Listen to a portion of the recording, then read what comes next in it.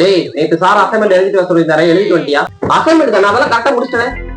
அதுல இப்ப என்னோட ரோல் நம்பர் எழுதி என்கிட்ட குடுக்குறேன். உனக்கு கொடுக்கறதா? டேய் நேத்து நைட்டு ஃபுல்லா நான் கஷ்டப்பட்டு உட்காந்து எழுதிட்டு வந்திருக்கேன்டா. இப்ப குடுக்குறியா இல்ல இன்டர்வல்ல உனக்கு எனக்கு பாத்ரூம்ல ஃபைட் வச்சுக்கலாமா? ஃபைட் எல்லாம் வேணாம்டா.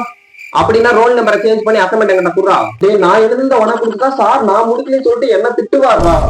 லாஸ்ட் பெஞ்சில் தானே இருக்க, திட்டு வாங்கிட்டு போ. லாஸ்ட் பெஞ்சில் இருக்கிறவங்களுக்கு திட்டு வாங்குறது என்ன புதுசா?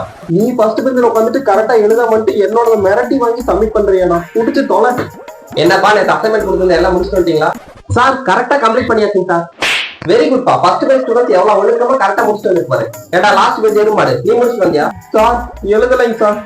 அதானே கடைசி பெஞ்சில் இருக்கிற எவன் நான் சொல்லுங்க ஒழுக்கமா கேட்டுக்கிறியா? கிளாஸ் விட்டு வெளியே போலாம். ஃபர்ஸ்ட் பெஞ்சை பார்த்து கத்துக்கலாம்ல, எவ்வளவு கரெக்டா முடிச்சுட்டு வந்துருக்காங்க.